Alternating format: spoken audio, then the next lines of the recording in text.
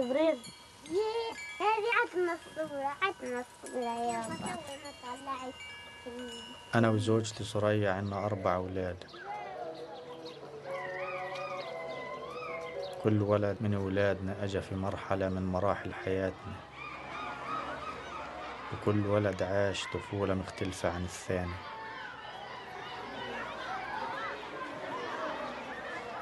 محمد الكبير ولد سنة 1995، أيام الأمل اللي صاحب اتفاقية أوسلو الأولى. في بداية ولادته كان كل شي مفتوح، كنا نروح على البحر كل صيف. ياسين انولد بعد فترة انتظار 3 سنين. سنة 2000 مع بداية الانتفاضة ولد تقي الدين. نفس اليوم كان المستشفى مليان شهداء ومصابين. عاش طفولته في الحصار الطويل اللي كان مفروض على الضفة الغربية في هذيك الأيام. في 2005 ولد ابن الرابع جبريل. من أيام ما كنت صغير لحد يوم ولادة جبريل المستوطنات كانت تنبني أقرب وأقرب، وأراضي زراعية أكثر وأكثر بتتصادر عشان يسكنوا المستوطنين فيها. مستوطنة مدعين علية الشديدة وضاعف عدد سكانها في 5 سنين. الجدار معمول على أساس يحمي المستوطنين ويفصلهم عنه، ولكنه مبني بعيد من المستوطنة وقريب جدا من بلعين.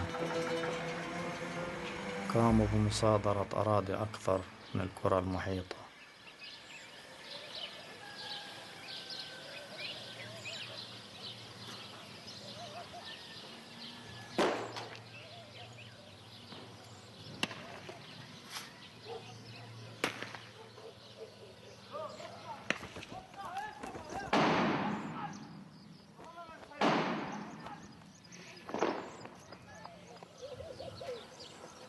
خليش الأولاد يطلع اليوم عماد، ملان جيش في البلد.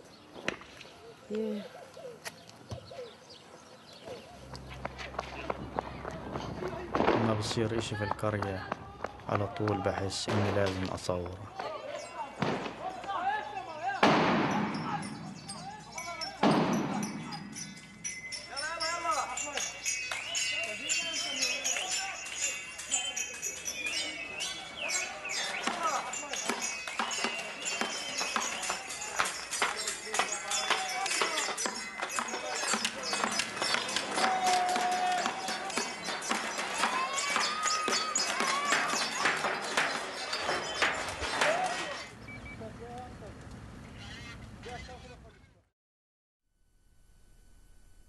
תאר לי בבקשה מה קורה באותו ערב. אתה מקבל טלפון ואומרים לך יש אירוע של חטיפת אוטובוס? אני כבר לא זוכר. הייתי בחיפה בכלל. כן, אמרו לי שיש חטיפת אוטובוס, תבוא. אז באתי.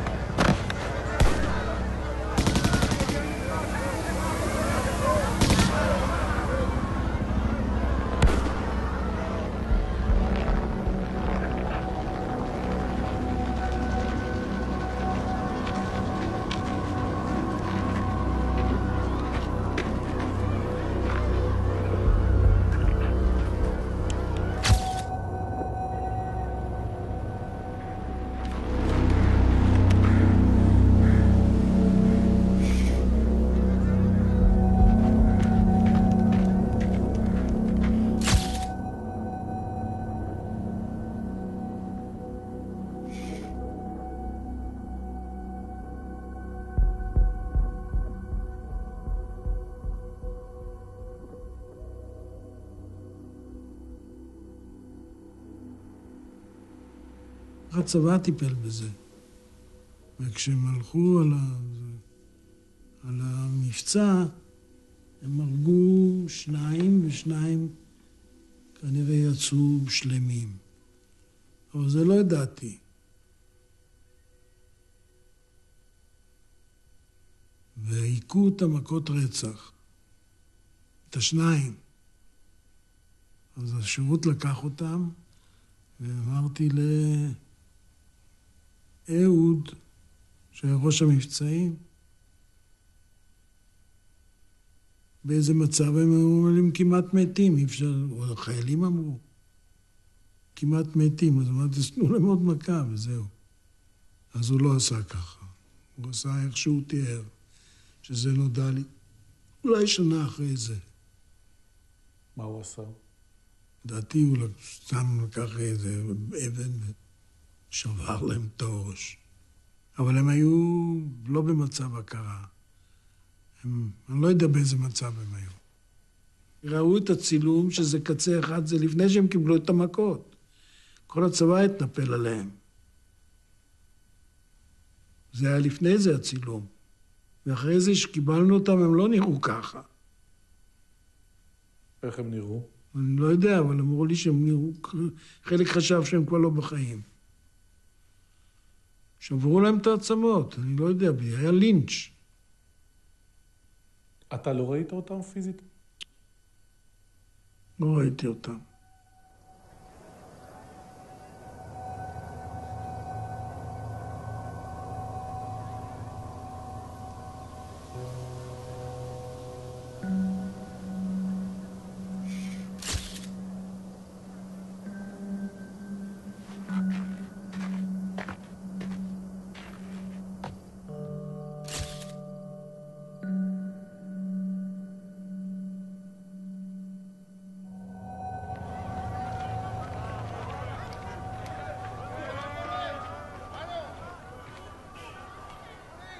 אנחנו הרגנו מחבל, שידיו קשורות, שהוא כבר לא מאיים עלינו.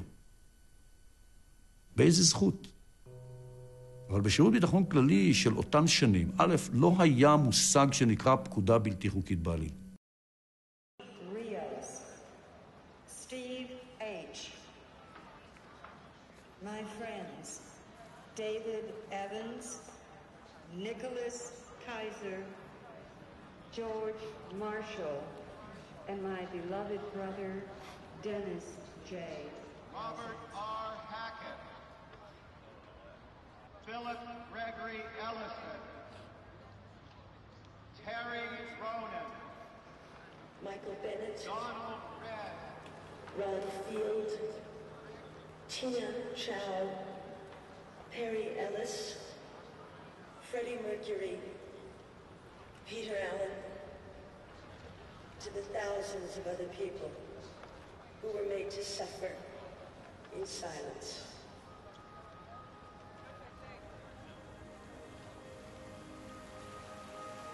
Join ACT UP for a political funeral. Meet at the steps of the Capitol at 1 p.m. Give a wake-up call to George Bush and Bill Clinton in Peru.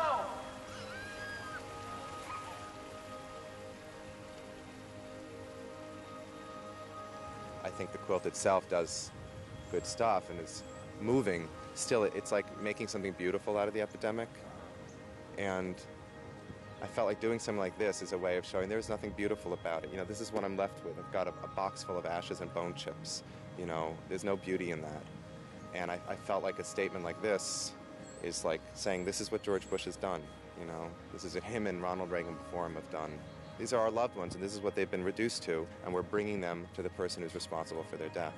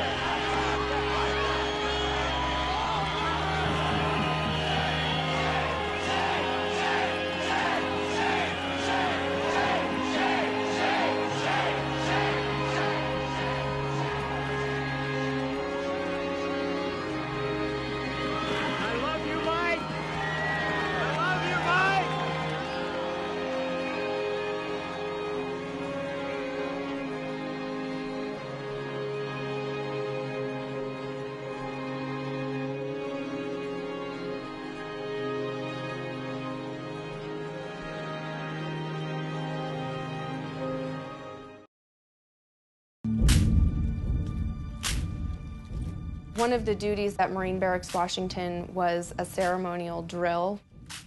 The evening parades are what you would see on the news, the silent drill platoon, president, everybody goes to those type of things.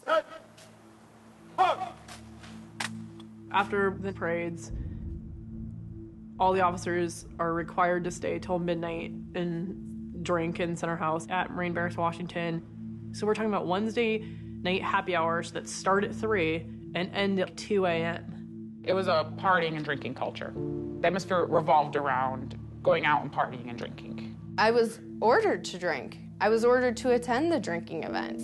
My boss even said that they were mandatory to me. She's like, we do our best work at these events. We went to various pubs and bars, and the goal was to do a shot at each one.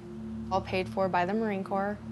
You're talking about drinking events where other senior officers are drinking to the point of peeing in their pants, you know, passing out on lawns. This is the norm. At one bar, I had water, and I was ordered a shot anyways and told I needed to take 2 shots to make up for that.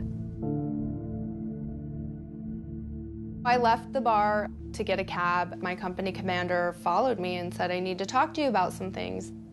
So we walked up the stairs into his office. There was a little bit of a struggle. He tried to kind of make an advance and tried to kiss me. I tried to leave, and he slammed the door on my arms. I fell on the ground and hit my face on his desk, and the next thing I realized was I had woken up wearing his shorts with all of my clothes off and in tremendous pain. I knew enough about me that something wasn't right, and I had felt entirely violated.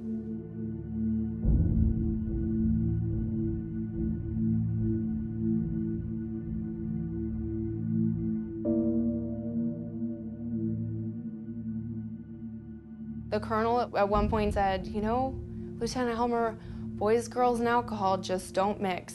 We'll never really know what happened inside that office. Only you and the major know, and he's not talking. So at this point, the investigation is closed for lack of evidence, and we've reopened a new investigation against you for conduct unbecoming an officer and public intoxication. I remember going to the bar. It was an officer that started buying shots for us. After I'd had a couple drinks, that's all I remember.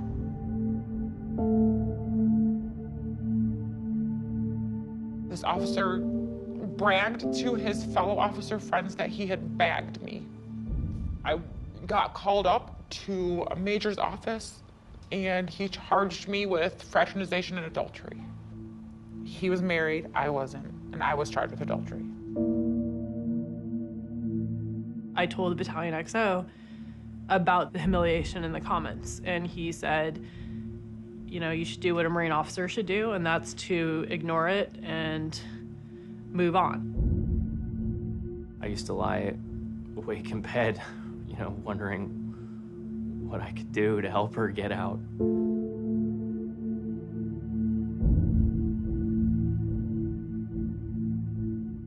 He said that if I told anybody that he was gonna have his friend Marv from Indiana kill me and throw me in a ditch, because that's how they took care of things in Indiana.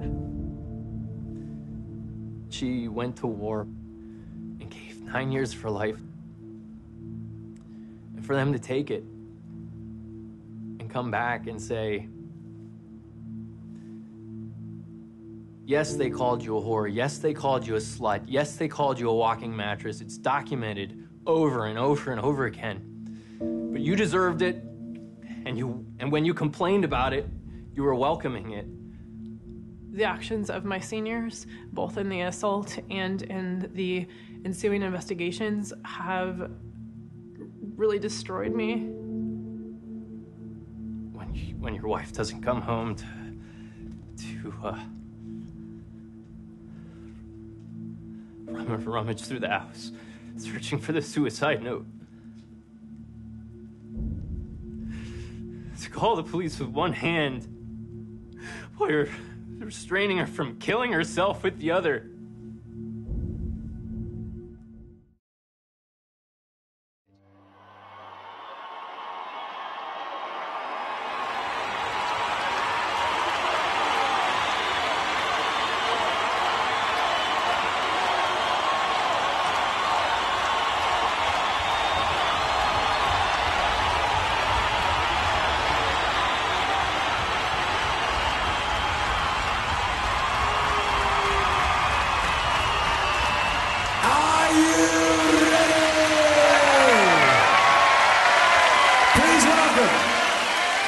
Rodriguez.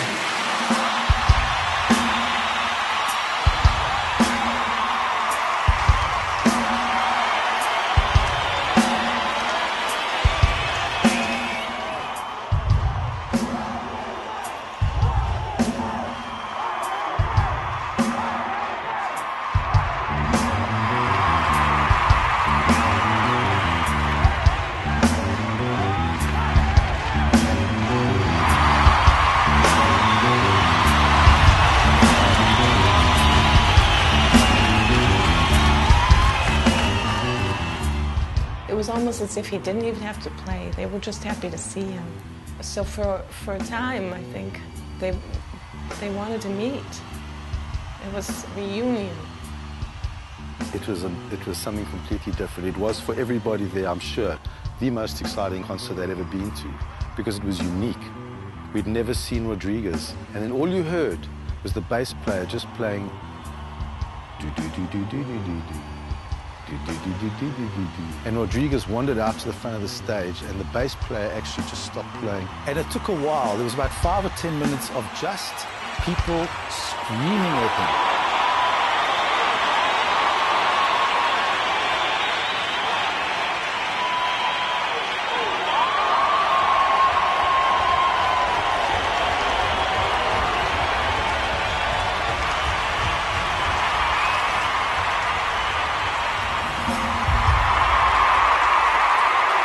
Thanks for keeping me alive.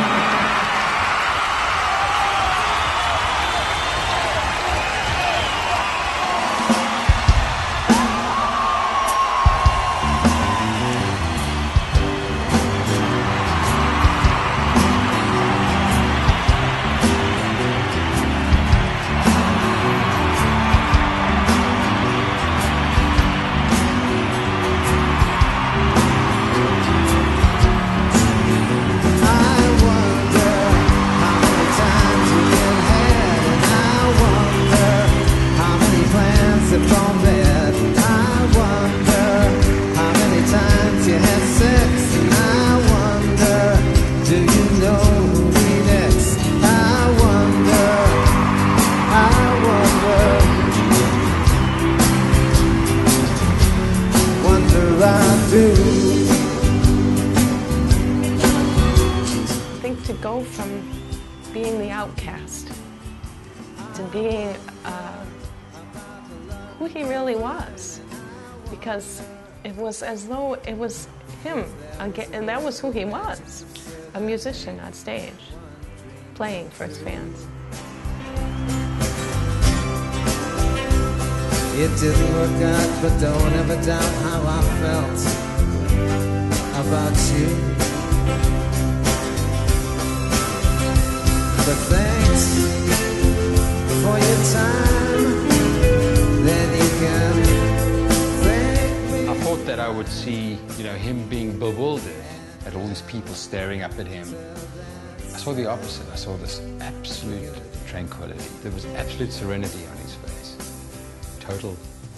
It's like he had arrived at that thing, that place he tried to find his whole life. Home is acceptance. There's a guy who lived somewhere else on the other side of the earth, and it was almost as if he had found his home. And I looked around at me, at all these people, and I thought, this is a once-in-a-lifetime experience. This is never going to happen again.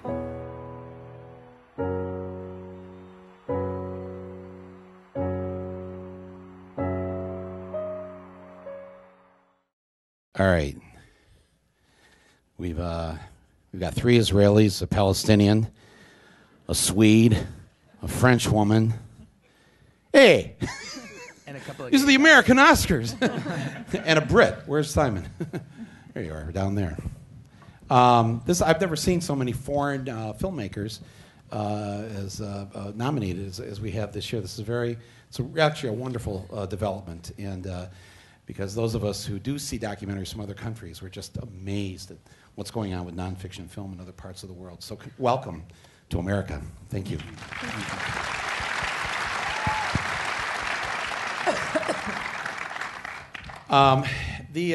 Geez, it's rough even just watching those clips. You know, I just you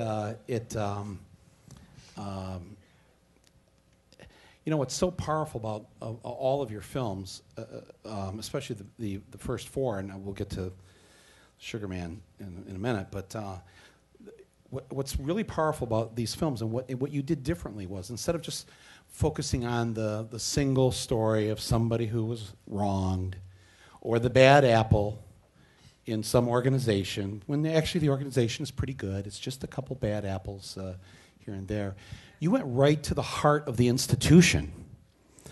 Your film goes right at the Israeli government and the military and what they do to civilians in a way that we've never seen this footage in the United States before.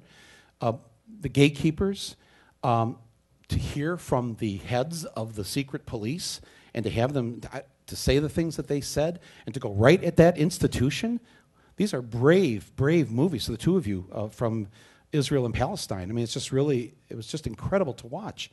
And then watching the ashes thrown over the White House fence again, I could watch that 20 times, and I don't want to watch it 20 times because I can't stop crying watching that. It's just, but again, this wasn't the typical AIDS film. This, again, went right at the core and said, these people were murdering us, and we're going to show you how we stopped it. And it's just a powerful, powerful. I encourage actually young people to watch this film, not so much because of the AIDS part of this, but it's such a primer in how to organize a movement when it looks like you have absolutely no chance of winning. It's just very powerful. Our Army, the recruitment film that the two of you made.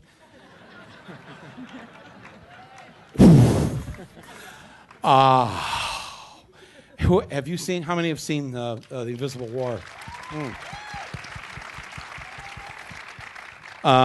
Man, and I said to you last night, Kirby. Again, the typical film like that would have, gone after the 2 or 3 in the unit. And you're saying, no, it's not that. And the fact that there are 17,000 sexual assaults, 19,000 each year,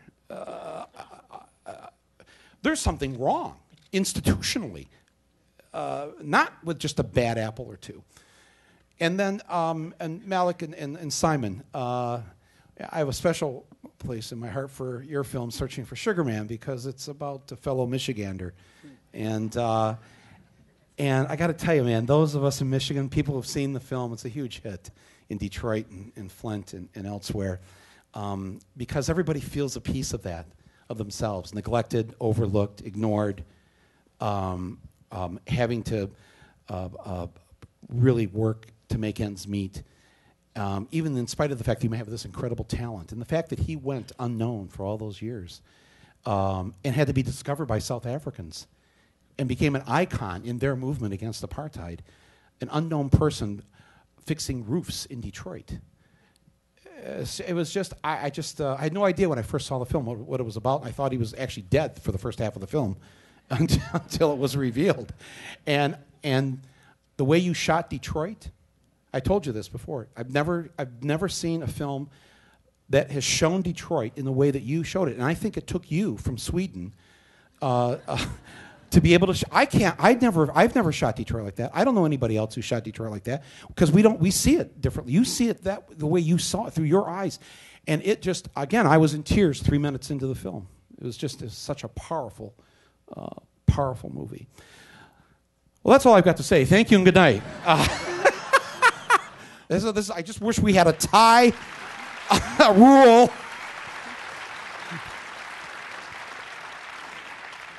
And I know it's gonna feel like a crime that 4 of you aren't gonna get the Oscar on Sunday, but please know that you just heard from the audience here, and if you already heard this around the country and the world, and you'll continue to hear it, that you've done something very important, and it will inspire other documentary filmmakers to make films like this. You have no idea how 2012 is going to be one of those watershed years in nonfiction cinema in terms of what you are going to have inspired in so many other filmmakers. So thank you very much for that.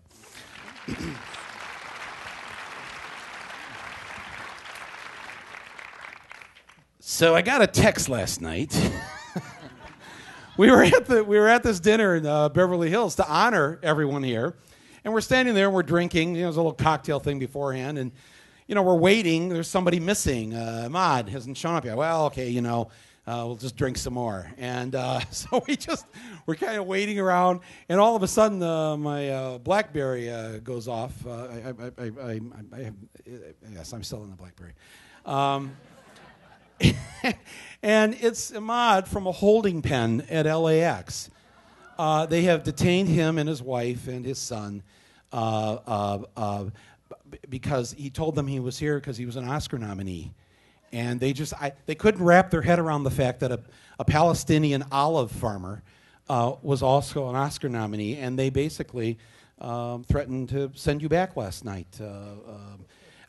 Let's just address this very briefly so we can get on to the movies, just because I know a lot of people have asked me about it on the way in here.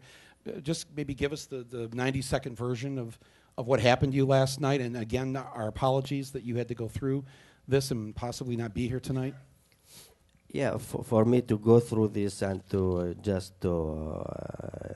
they stopped me for questions, security questions, and to give them more documents and more proof about why I came here to United States. This moment reminds me of where I live and where I come from, because I live this situation. I live under occupation. I live under Israeli control. And I go through many checkpoints, through many borders to get out from the country to Jordan to take the flight. So for me, it's became like a normal life.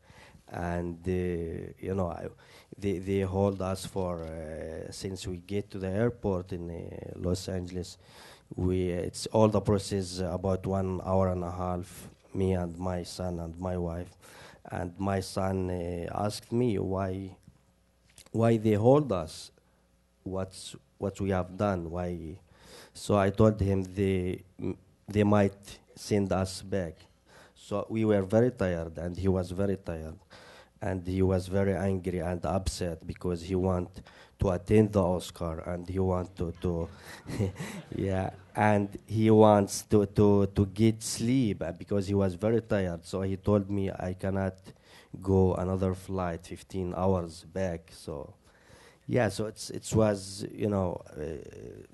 I feel that they will send us back because the officer lady, she told me if you don't come up with the documents, with the proof why came here to United States, so we will send you back to your country. So it's very easy to Google my name and to search and to get the information, but I don't know what happens to them. Homeland Security doesn't have Google yet. I think that's the answer. Well, it's we got right on it, and Dawn Hudson and Hawk, our president of the Academy, and called our lawyers, and I made some calls. Everybody hopped right on it, Ahmad, and I think within a half hour, so things moved very fast, and we got you here, and we're very happy that you're here. So our apologies again.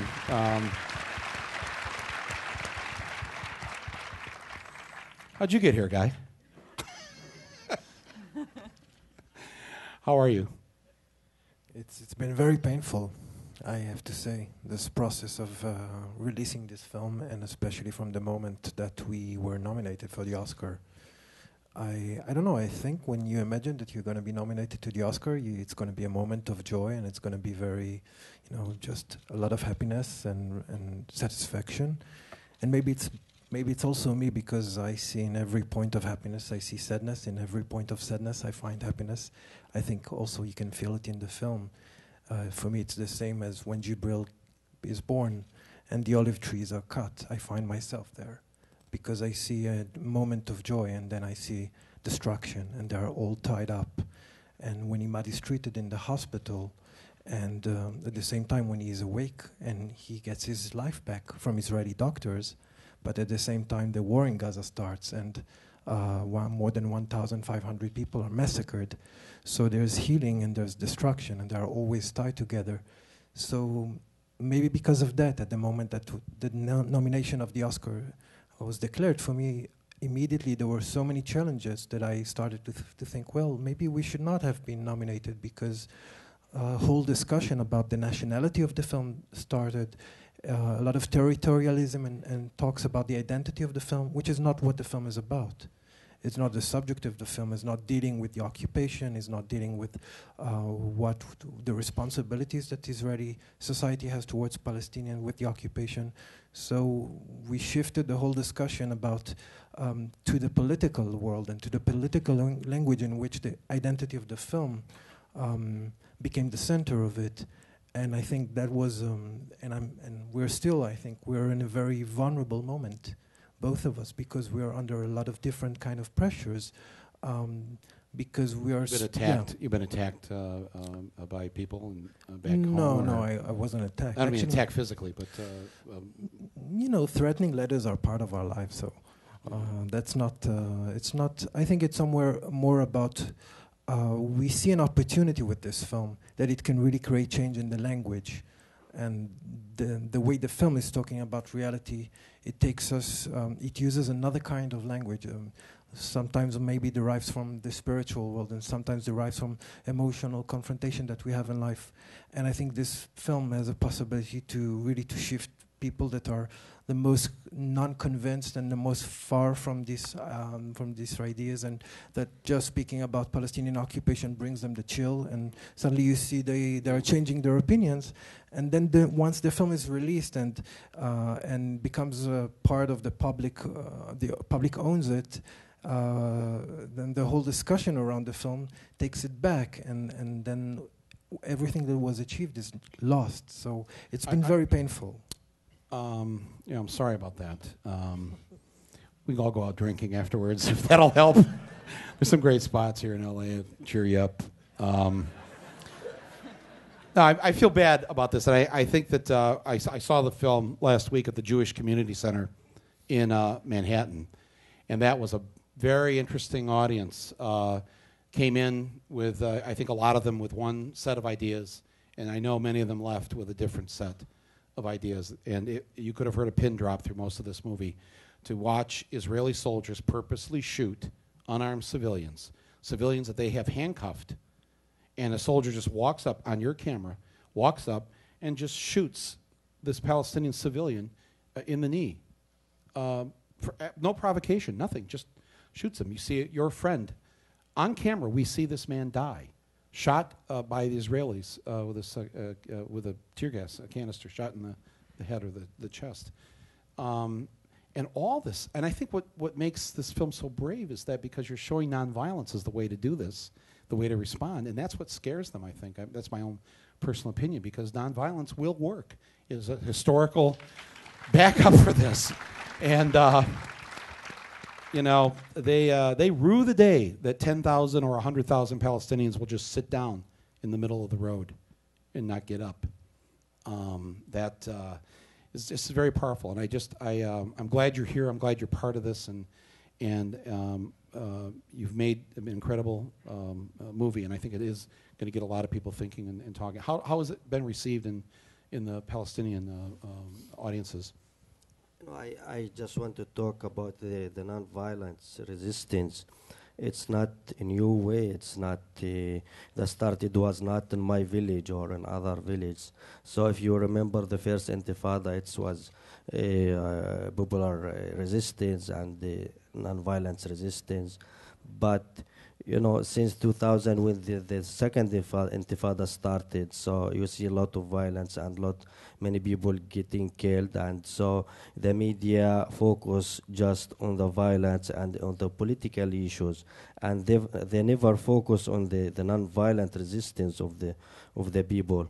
So in my village, the creative of the ideas of the non-violent resistance, who makes the village like my village became a symbol of the non-violent resistance, and everybody knows about my village. Everybody talk about the village, and so I think what's made the film is the success of the film. It's the Onyx story and the long period of shooting, 7 years of shooting the reality and about the life, not just actions or demonstrations.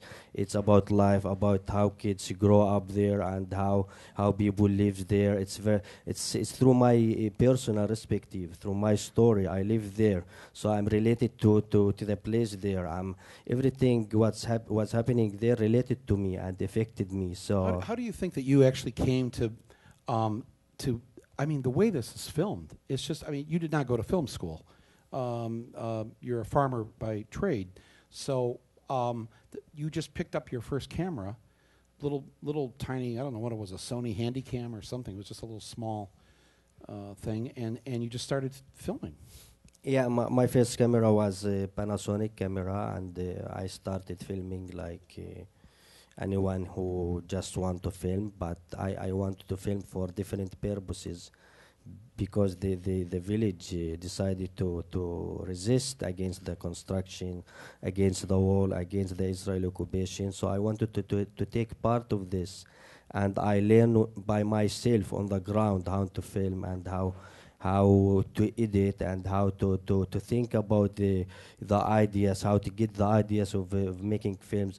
I think if you want just to think about to be a filmmakers and how to make a films, and you should have the message. What's your message and what's your goal by making this film? If you related to the place and related to the subject by your feeling, and you have the experience, so I think you will make a very powerful story and very powerful documentary. So I was related to the place, and I feel that.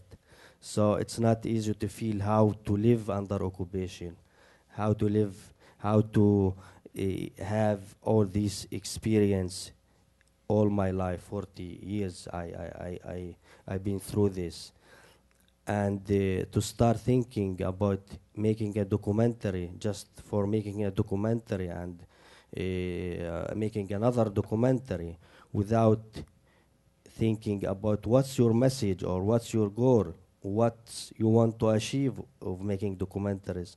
Documentaries is about reality and about truth.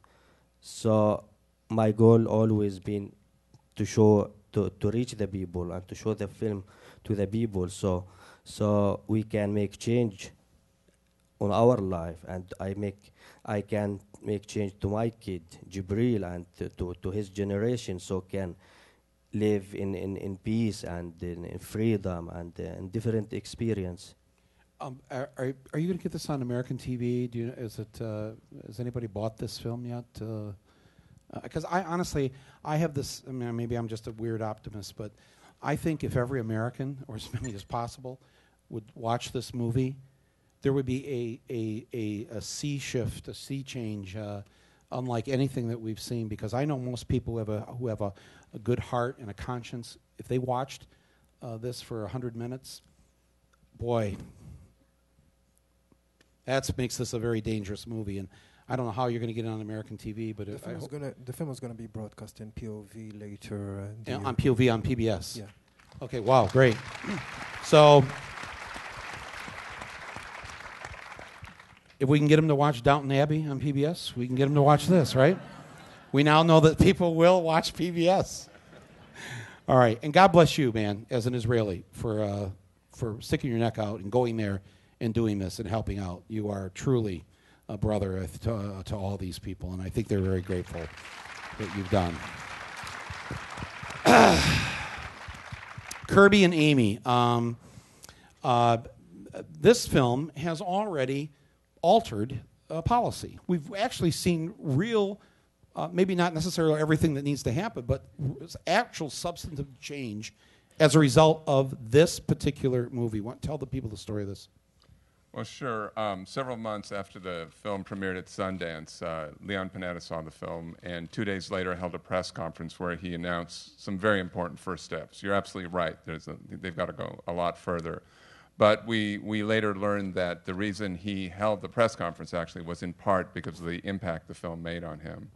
And then it's actually just continued. It's actually become the reference point for the issue in Congress, in the military, and in the administration. In fact, to date, the military started using it as part of its sexual assault training program, which is something we never expected at all. And to date, 250,000 men and women in the military have seen the film.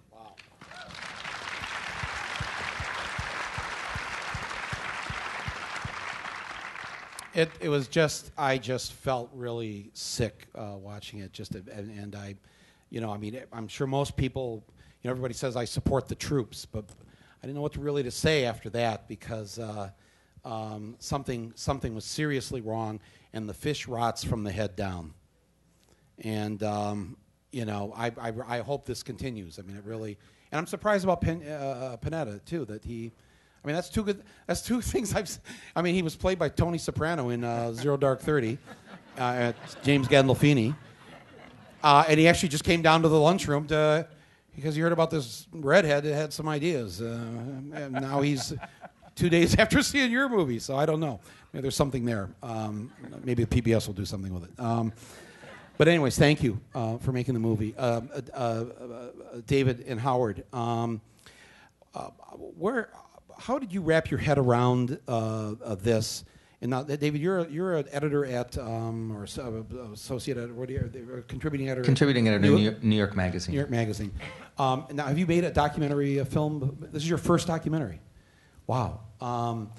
Yes.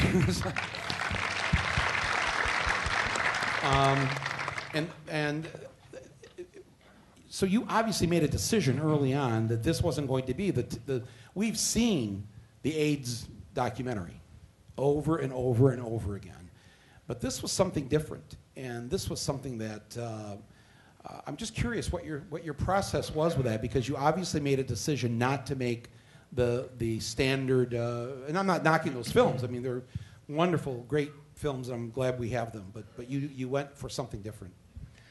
Well, the reason I decided to take on this project was because because of those many AIDS documentaries, all brilliant, all powerful, important films, the AIDS plays, the AIDS nonfiction books, memoirs, all of those stories captured about half of what happened in the plague years in America before '96, when the drugs came out and made survival possible. And they all stop before anybody could even imagine the end of that period. And what they missed was activism. What they missed was the community, the gay community principally and their allies, and the community of scientists and doctors who are actually doing heroic work and trying to find a way through the epidemic to the other side. And I've often said that I think that the body of work, the canon of AIDS work that existed before How to Survive a Plague, was about what HIV did to a community, and the rest of the story is what the community did to HIV. And nobody, for some reason, had told it all these years later. And you can't really understand AIDS without knowing what this amazing grassroots mass movement did to bring survival into the realm of possibility. Well, thank you very much for showing how that happened. It's just I gave David the Best Documentary Award at the National Board of Review, and the New York Film Critics. And so they asked me to hand him the award, and I was just talking a little bit about the film, and I remember first moving to New York and ACT UP, going in and interrupting Mass at St. Patrick's Cathedral, and being a recovering Catholic, I found that to be entertaining. And some Catholic in the audience just started screaming at me on the stage before I gave you the award. So I guess there's still some sensitivities about ACT UP, but thank God, as crazy as they were, you need the crazies to get out there and kick things off.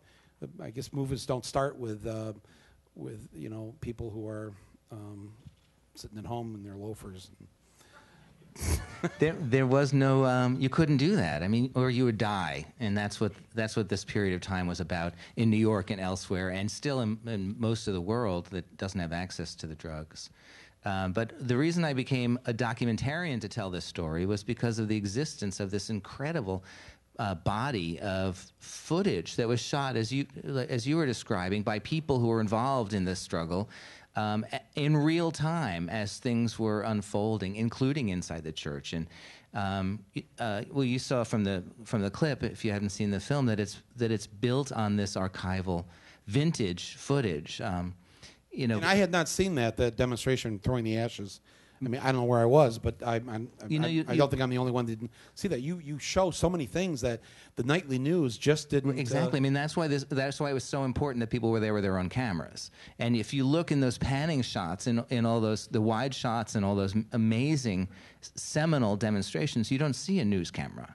You don't see the nightly news there. It was being ignored in an almost energetic way, to make sure that this story of empowerment, of response, of agency went unacknowledged. And this movement, this time, really has become the first movement that recorded its own history in video, in motion pictures. It's being done now, and we see it, all the way up through the Arab Spring. We see it in your film here. We see it as a kind of a commonplace and an empowering way to document what the larger culture is paying no attention to. But what we discovered in the research for How to Survive a Plague was the very first use of this powerful tool, the video camera, to create a witness account. And leave it so that somebody like me years later can come and purpose it in this kind of larger epic way, using, we brought together, Howard and I did 33 different sources of this footage. It was shot by artists and activists and people who had sometimes no skill with a camera, sometimes family members, and when gathered together, you can really see a history unfold that no one else was privileged to see. Right. And I just want to acknowledge the chair of our branch, Rob Epstein, who kicked off the evening tonight, made really, I think, one of the first films that dealt with gay issues in America. He made the Harvey Milk documentary back in the late 70s. And so there's a nice through line from Rob to you. Absolutely. Sitting up here on the stage. On his shoulders. Yeah, yeah. My friends from Sweden and Britain, none of us in Detroit or Michigan had ever heard of Rodriguez, didn't have any idea who he was. We think we're pretty hip and we're pretty on top of the music scene there, from Motown to Iggy Pop to the White Stripes to Madonna, Bob Seger and our favorite, Ted Nugent. But it is slightly embarrassing, but we're very grateful that it took people from thousands of miles away who did not grow up in our culture, were not familiar with Michigan, to make this incredible film. And I'm curious, Malik, is this your first theatrical documentary? Is this? Yes, it is. This is your, wow. But apparently Rodriguez wrote a letter to you 10 years ago asking if you wanted to make his doc. It's a true story. I get too much mail. I walked out of the first screening of this, and I'd never met him, and he came up to me and said, "You could have made this film. I sent you a letter 10 years ago." So, open your mail. I don't know if you know this. Simon has also won an Oscar. He produced Man on Wire.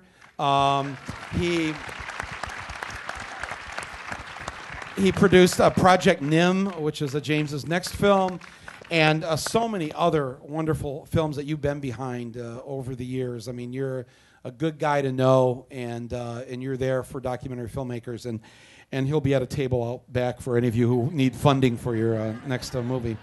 But Malik, tell us the story of this. What drew me to the story? Well, I assure you, if you would have read that letter, you would have done it, because it was the best. It was the best story I ever heard. I mean, it was just. It sounded like it was a scripted, fiction, work of fiction. So it was pretty. When I found the story, it was pretty easy to see that it could work. So that's it. It was a great story. Yeah. Yes. Let's do yeah, it. That's it. Yeah. Yeah. It was. Yeah. So it didn't take you very long between the time you thought about doing it and let's get started and. No, it did take time because I only did like 6-minute stories for Swedish television before. So for me to start thinking that something longer was possible took a while. So did you get Swedish television to put up the money for this, or initially some, yeah, and then it was many years of nothing. of what? A lot of begging and yeah. You know how it is because they couldn't see the genius of this story. No. Well, when the film was 90% finished, the main funder, which was the Swedish Film Institute, said that the film was not good enough for the feature-length format or the big screen. That needed to be re-edited for a 1-hour TV doc. And I said, "You're wrong." No, God, I got to tell you, that's not only a problem in Sweden. Everybody on the stage has heard this. So you have this incredible feature-length film, and it has to be 53 minutes. And it's like, oh my God, 53 minutes searching for Sugarman would suck. That's really bad. Well, I'm glad you persevered, because, boy, this film has entertained audiences all over this country, and it's really just a very powerful film and a wonderful story. And thank you for coming to our shores to tell it. I really appreciate it. So. We began with Israel, Palestine. We'll now come to our final nominated film by Dror. I said that right, Dror? Which he told me earlier, it's Hebrew for sterile. Sparrow. And freedom. Oh, Sparrow. Sparrow. Oh!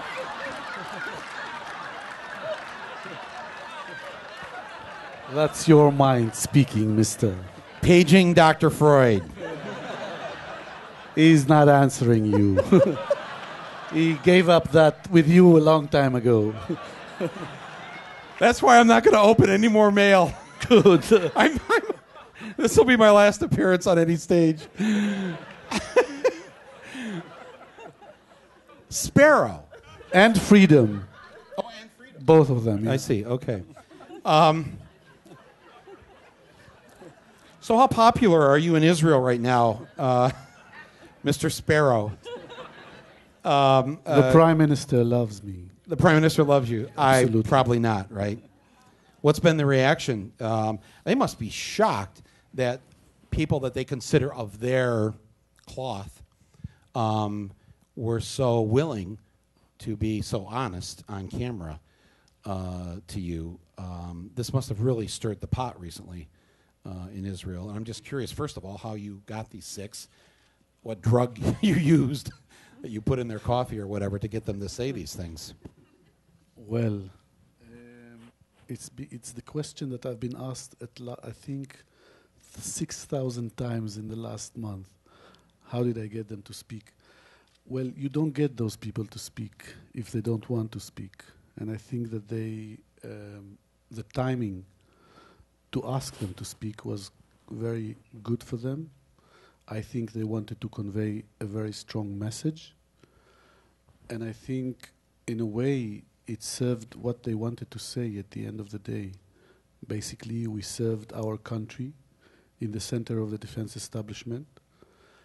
And we were the one that were responsible to maintaining, let's say, the security of Israel. And now, when we are standing looking back, we are saying in a very loud and clear voice, enough of occupation. It's not good for Israel, first and foremost. And that the best thing that can happen is that Israel will move as fast as it can, genuinely and honestly, towards trying to reconciliation with the Palestinians. Wow.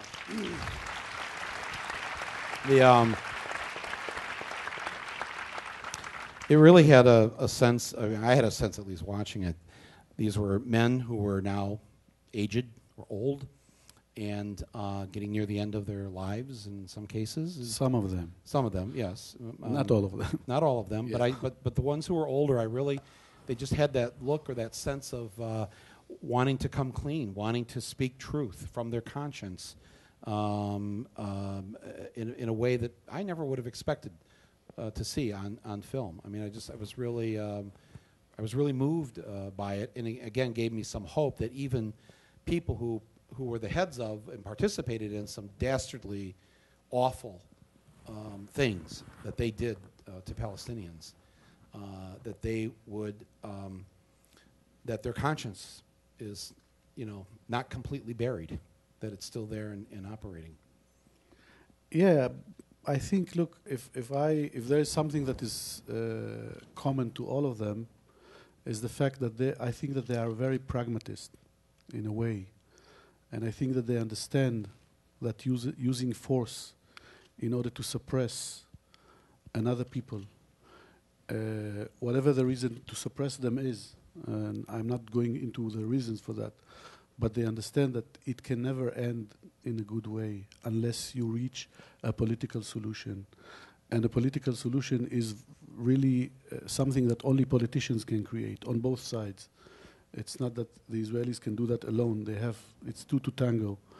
And I think when they look back at what they did and all those things that you mentioned, and they look at the future in a way, they understand that nothing good can come up with maintaining that. And this is, I think, the most important reason for me to create that film was that the message come from this kind of people. I mean, a lot of movies have been done on the Israeli-Palestinian conflict from a lot of amazing directors, and they all kind of said over and over the same thing, authors, writers.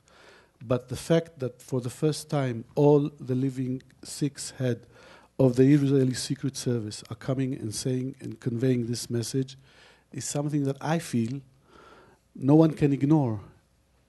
It's all of them. There is no one who said, I'm not willing to participate in this film. There is no one who is left out. All of them are coming and saying the same message at the end. It should stop. Estelle,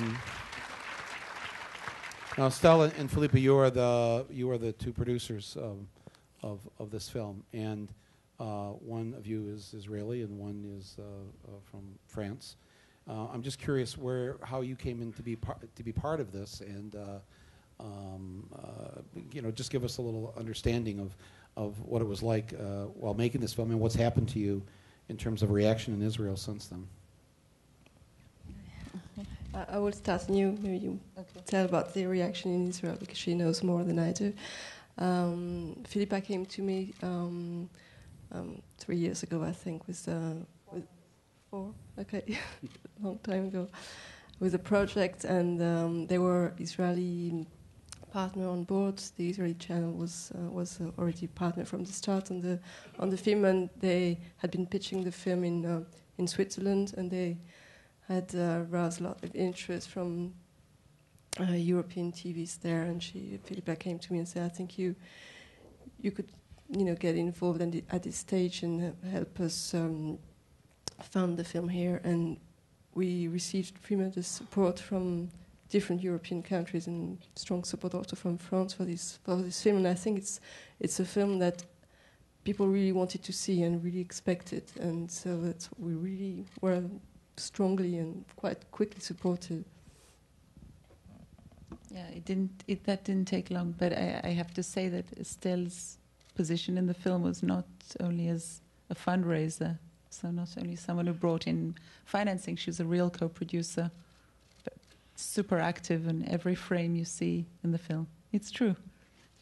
So it was important also for this film for I think both for Dro and Philippa to also have a kind of, I was the international eye, and to have, there's something that's it's so close to them, and there's things that we don't know as a foreigner, and so I think the discussion also in the editing room just helped to bring the film also to the international audience, which was really important for this film. Yes, because if there was something that Estelle wasn't sure about, it was obvious that no one else would know. So we'd have to re-edit it to make it comprehensible. I have to add to that this was the first movie that I did that I understand why you need producers. All the movies that I did before that, I didn't understand why you need the producers. It basically, they was there, but with them, it was really if I could say in the very deep sense of the word, collaboration on all aspects of the movie. And most important for me was creatively in terms of content, in terms of shaping.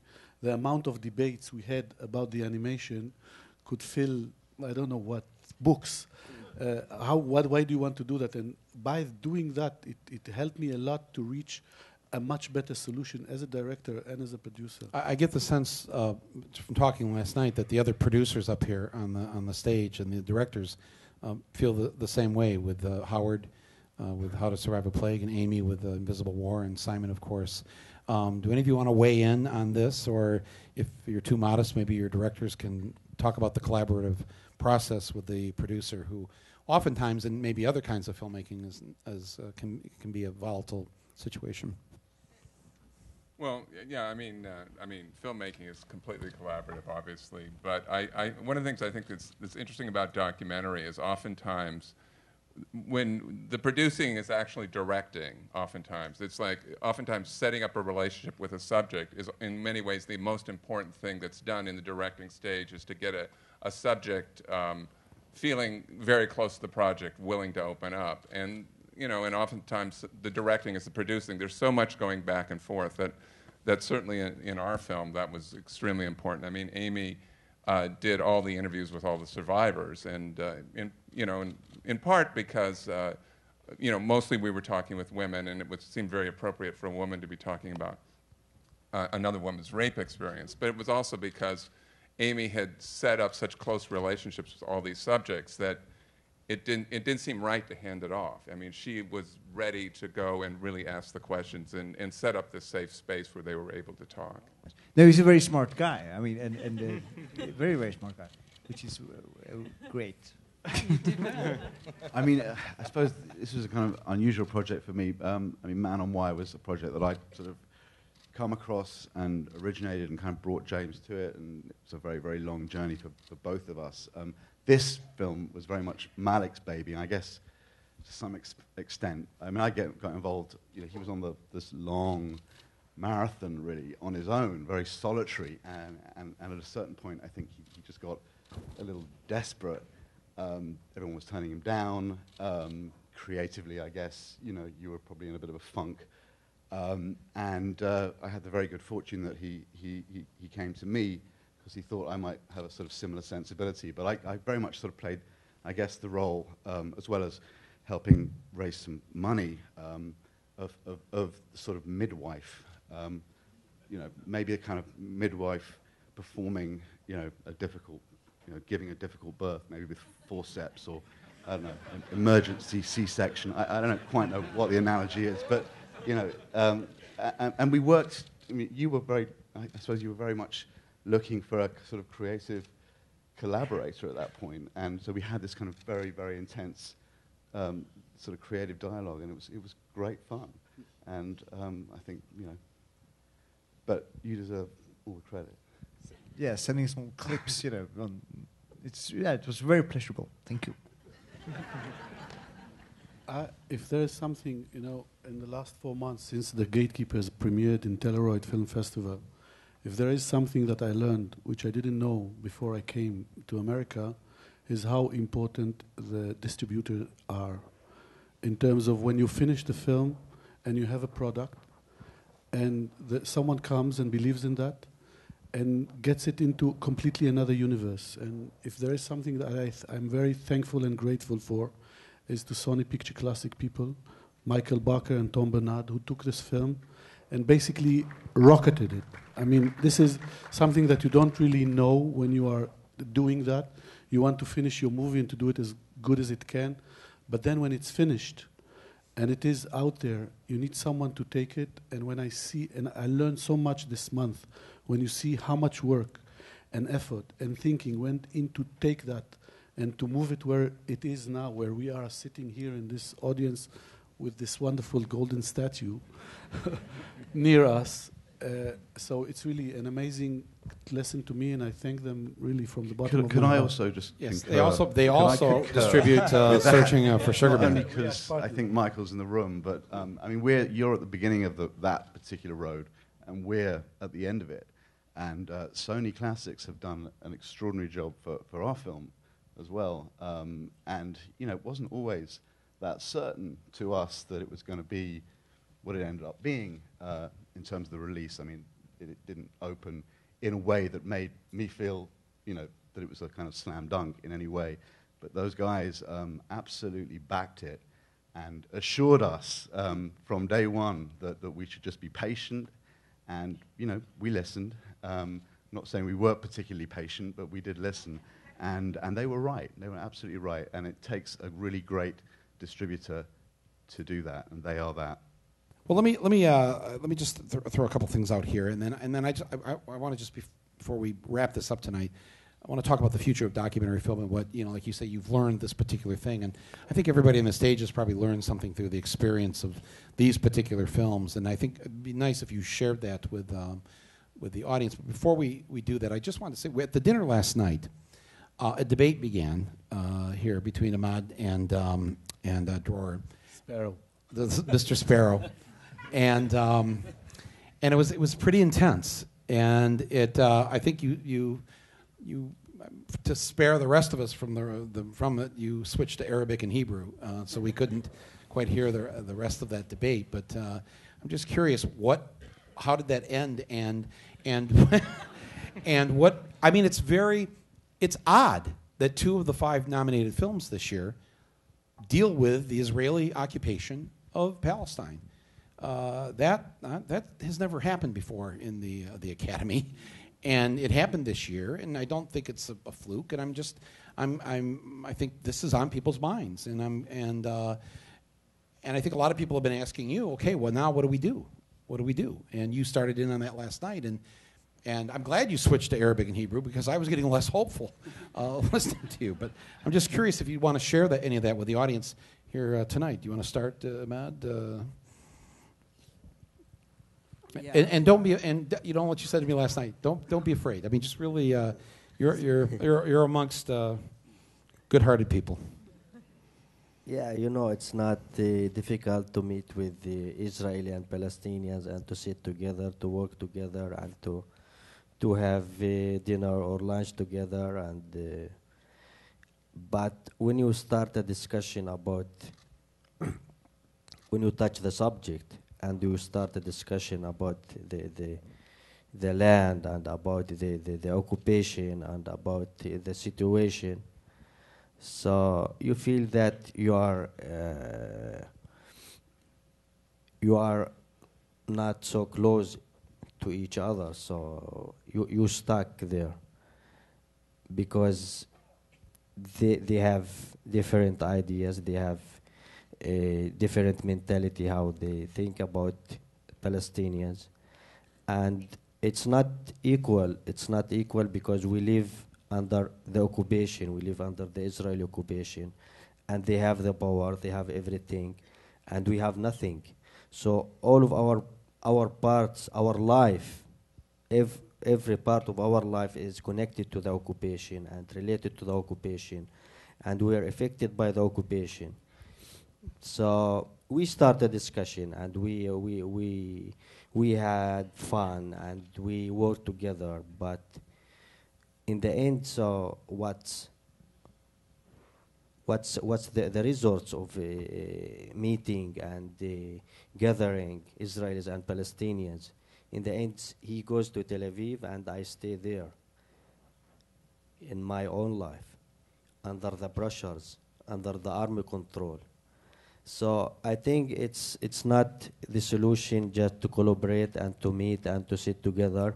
It's good to talk and good to meet, but it's not the solution.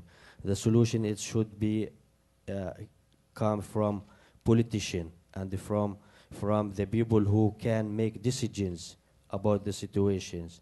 And to make this happen, it should be from like Israel, it should be from United States to put more pressures on on Israel, on the government to make solution. Because as I told him yesterday, I don't have nothing to give you. I am seeking for peace and freedom. I'm seeking for peace for my kids and freedom for his generations. I don't want them to have the same experience that I go through all my life. So I told him that, and so I don't have nothing to give you. It's very simple. If that between me and him, we can live two sides, it's two states, and you give me my freedom, my peace, and you get what? Yet you just go out, leave me alone. So it's very simple.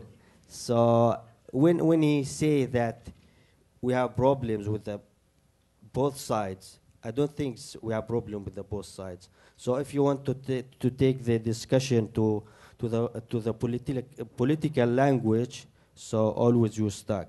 Because if you say we don't have partners on the other side, you do have, but you are not serious.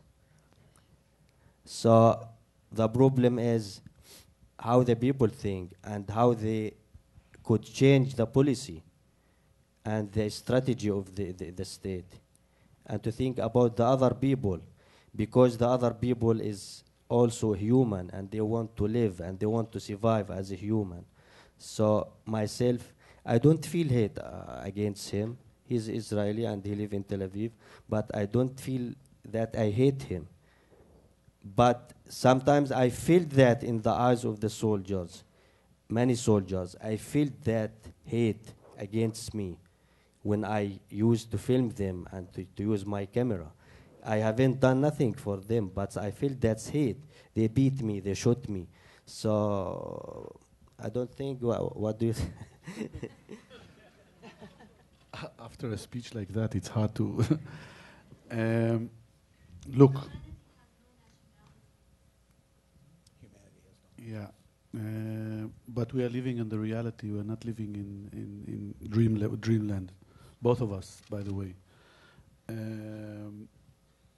Look, I can never imagine, even start to imagine how it is to live Imad's life. I think I know that to be a Palestinian under occupation of my country is probably horrible. It is horrible for any kind of human being to be under suppressed and under military occupation, where you are not free, where everyone can determine where you go, when you go.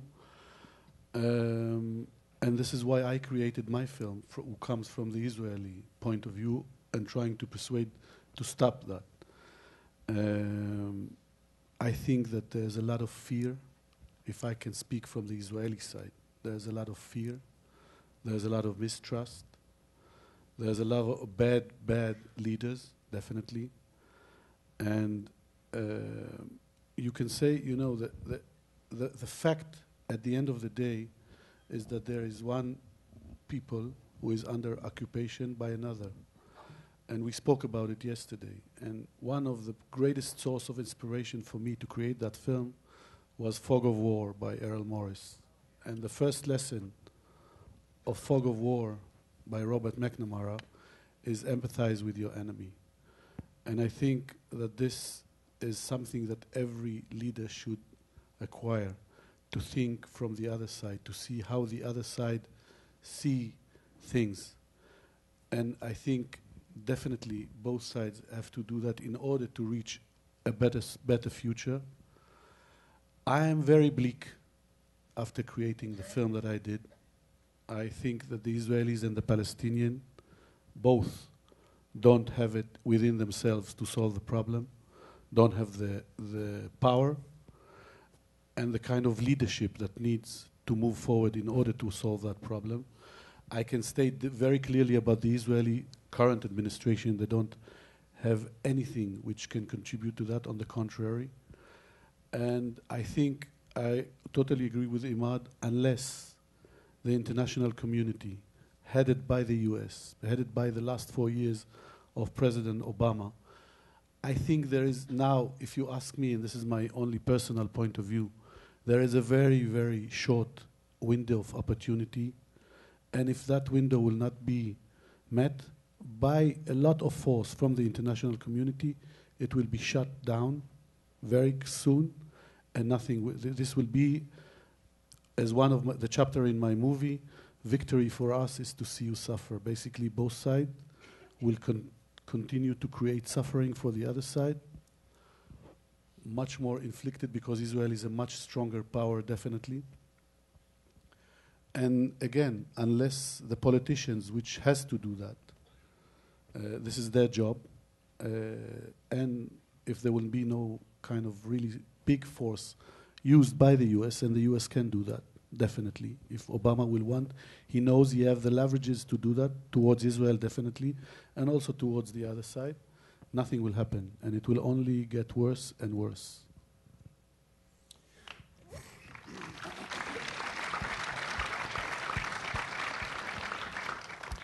I'm sorry that I'm so bleak. Searching for Sugarman is much, much more enjoy. upbeat. Yeah, you're happy end, and everybody's happy there. So, yeah, but except Rodriguez still lives in Detroit. So, but he's performing. I heard that he performed in South Africa. He's in South Africa, yeah, and it's full concert. So we're trying to get him back here for the Oscars on Sunday night. Well, I'm not bleak. I don't want to be bleak. I know you live in America. You didn't live here. Well, I live in the country that writes the checks. Exactly.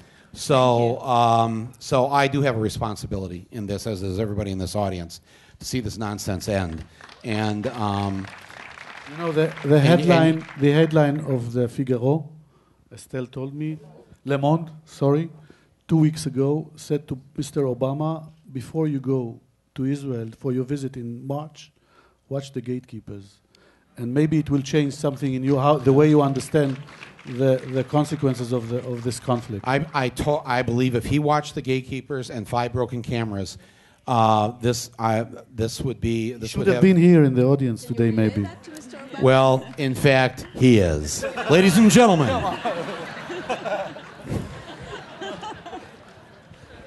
Believe me, after last night's experience with LAX, they're paying attention to what's happening this week here, thanks to the federal government's treatment of one of the people on this stage. Listen, you made these great films. The more Americans that see them, including President Obama, the less bleak I think things can be. So thank you for making them, and appreciate that.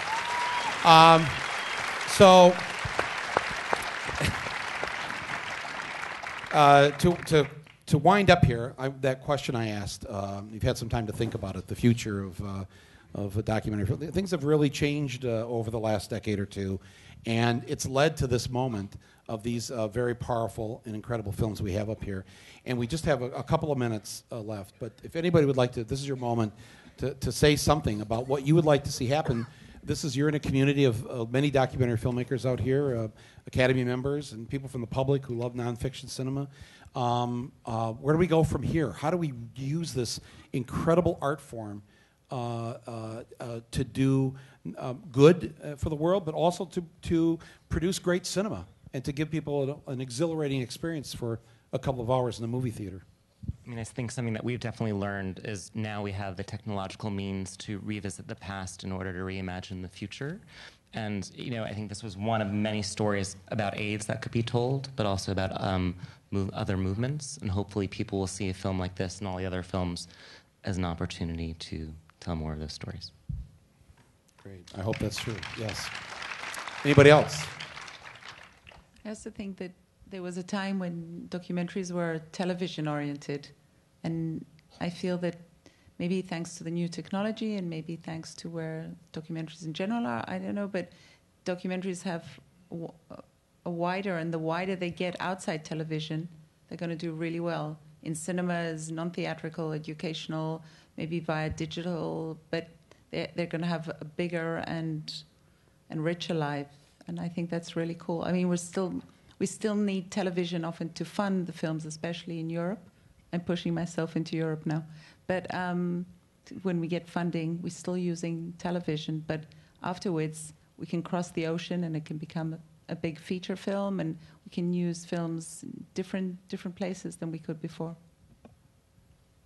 The Americans, how do we get more of our documentaries in the movie theaters?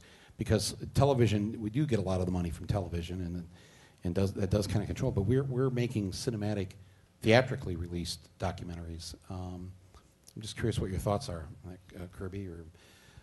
Well, actually, in that regard, actually, I think that this is a golden age for documentary because they're seen in many places, including theaters. I mean, for example, Netflix. I mean, you continually have this dialogue with people who've seen a film a year or 2 or 3 years later. So I think that's very encouraging. Obviously, theaters are sort of still the catalyst to make all this happen.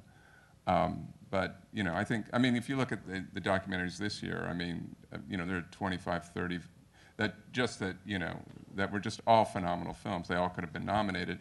And we probably only saw half of, the really great films even here, because there's probably so many international films that we didn't see or weren't submitted. So, it bodes very well if it continues like what we saw this year. There's no question. And there's definitely still theatrical life. IFC Center in New York is it makes immense money, I think, for for that theater it does well for the documentaries, and I think it's making stories using the compelling methods that scripted directors and filmmakers use to apply to documentary storytelling as well, to bring people into the issues through the stories and characters like the films that we have here tonight. For many years, documentary filmmakers were concentrating on covering stories. So they were going as adventurers to different places, of trying to find access to different people that their stories weren't told.